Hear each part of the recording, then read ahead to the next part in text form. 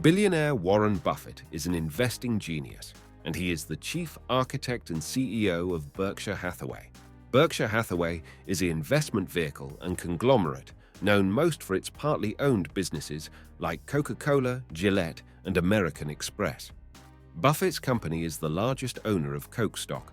Buffett made his name and wealth by growing Berkshire from $40 million in sales in 1967 to over $400 billion in sales today.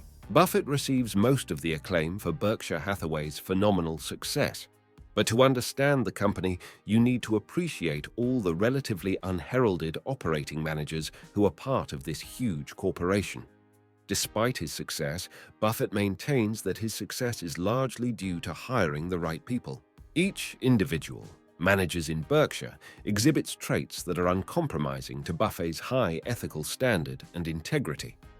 When Buffett put his reputation on the line to save Salomon Brothers, he told Senate committee, "Make an honest mistake, and I will be understanding, but lose the reputation of the enterprise, and I will be ruthless." Buffett has often said, "Never do anything that cannot be printed on the front pages of your local newspaper." Warren Buffett's method of acquiring CEOs and their businesses is a capitalist's dream. Over 35 years, some Buffett's company CEOs have chosen to retire, but none has left to join a competing enterprise. All Buffett's CEOs are consider partners for life. This remarkable record alone is worth examination.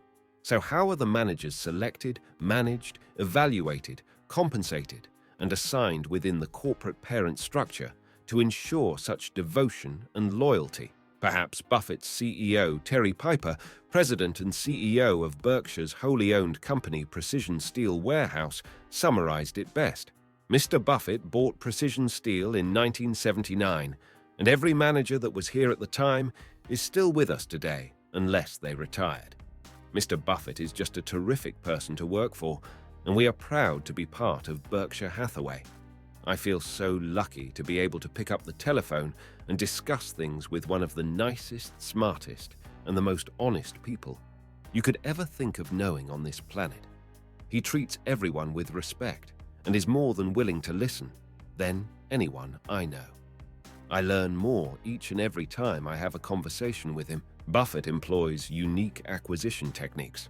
Let's look at another case. Beryl Raff was a successful Dallas jewelry executive, heading up J.C. Penney's retail jewelry division.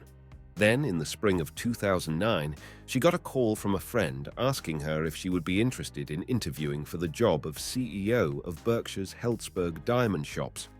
Helzberg's is a 90-year-old chain of 240 jewelry stores and the life's work of Diamond King Barnett Helzberg before he sold out to Berkshire. Beryl had long admired Buffett and his company. She knew the quality of the people who worked for him, the multitude of great businesses that he owned, and his stellar reputation as an enlightened CEO. She knew that his managers sang him praise after praise and thought the opportunity of working for such a first-rate outfit might be the chance of a lifetime. Merely talking to Warren would be a highlight of her career. What she did not expect was to see Warren picking her up at the airport himself in his gold Cadillac. As nervous as Beryl was, Warren immediately put her at ease. She found him witty and charming. After spending a couple of hours at his office answering questions about her vision for the jewelry business, Warren took her to a delightful lunch at his country club, gave her a tour of his hometown, and then offered her the job.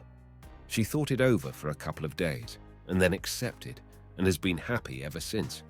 Beryl says that even after just a few months on the job, she already feels like an adopted member of Buffett's extended family. Warren recognizes the importance of making first encounters friendly. He started his meeting with Beryl by meeting her and offering her a ride. He was light, funny, friendly, and eager to put her at ease. He took her to lunch and listened to her first impression. This is a guy I would love to work for, and Warren continues to make her feel like a special member of the Berkshire Hathaway family. She has said that her greatest fear is disappointing him.